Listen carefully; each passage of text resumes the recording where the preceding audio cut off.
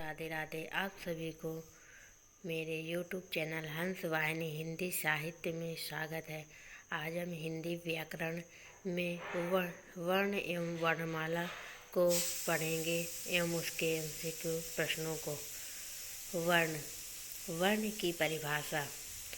भाषा की सबसे छोटी ध्वनि इकाई को वर्ण कहते हैं। भाषा की सबसे छोटी ध्वनि इकाई को वर्ण कहते हैं, जिसे और छोटे भागों में नहीं बांटा जा सकता।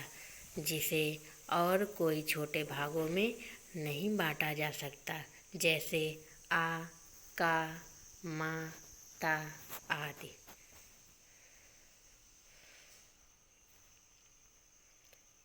अब हम पढ़ेंगे वर्णमाला की परिभाषा। वर्णों के व्यवस्थित समूह को वर्णमाला कहते हैं। वर्णों के व्यवस्थित समूह को वर्णमाला कहते हैं। हिंदी वर्णमाला में स्वर और व्यंजन शामिल होते हैं। हिंदी वर्णमाला में स्वर और व्यंजन भी शामिल होते हैं। अब हम पढ़ेंगे वर्णों के प्रकार। स्वर। जिन वर्णों के उच्चारण में वायु बिना किसी रुकावट के निकलती है, उसे स्वर कहते हैं। मुख्य स्वर आ, ई, उ, ई, री, ऐ, ओ, औ। इसकी संख्या 11 होती है। अब हम व्यंजन को जानेंगे। कॉन्सोनेंट। जिन वर्णों के उच्चारण में वायु किसी न किसी स्थान पर रुकती है, उन्हें व्यंजन कहते हैं। व्यंजनों की संख्या 33 होती है। अब हम पढ़ेंगे आयोगवाह। ये विशेष ध्वनियाँ होती हैं। आयोगवाह ये विशेष ध्वनियाँ होती हैं, जैसे अंग अनुस्वर है, आहा विसर्ग है, चंद्रबिंदु।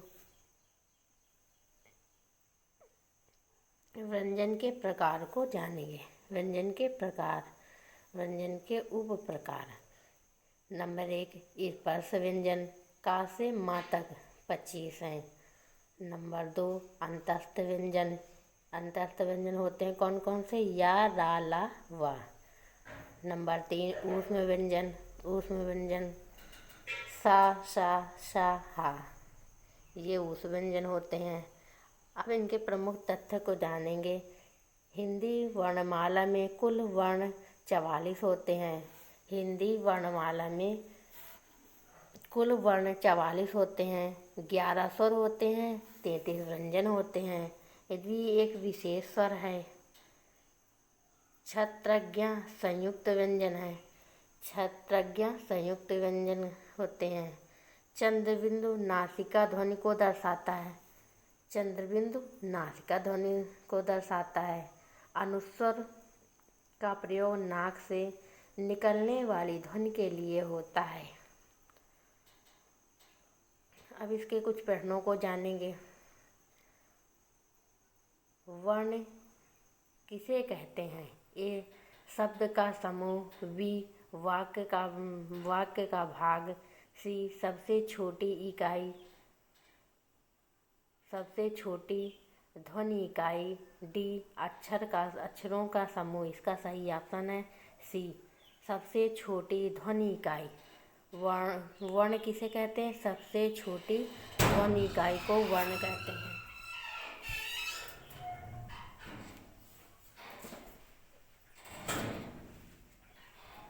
अगला नंबर 2। हिंदी में कुल कितने स्वर होते हैं? हिंदी में कुल कितने स्वर होते हैं? ए 10, बी 11, सी 12, डी 13। इसका सही ऑप्शन है बी 11। हिंदी में कुल स्वर होते हैं 11। अगला नंबर 3।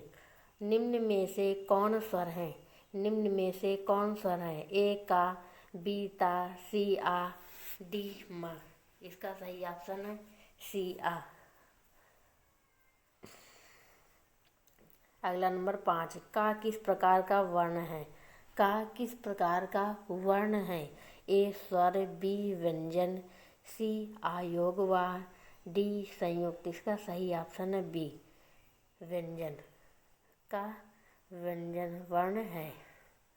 अगला नंबर 5, हिंदी वर्णमाला में कुल वर्ण कितने होते हैं?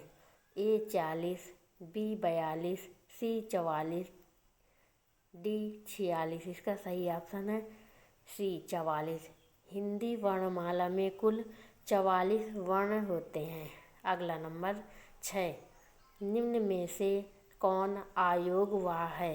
आ, बी, का, सी अंग, डी ता। इसका सही ऑप्शन है सी अंग। अयोगवाह है अंग।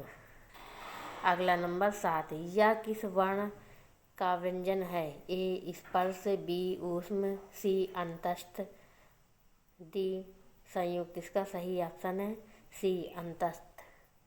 यह अंतस्थ व्यंजन है। अगला नंबर 8, सा किस प्रकार का व्यंजन है? ए स्पर्श, बी अंतस्थ, सी ऊष्म, डी स्वर। इसका सही ऑप्शन है सी ऊष्म। अगला नंबर 9, त्रा क्या है? ए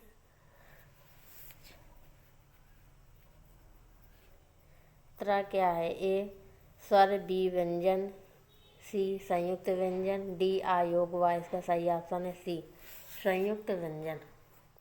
अगला नंबर 10, चंद्र बिंदु का प्रयोग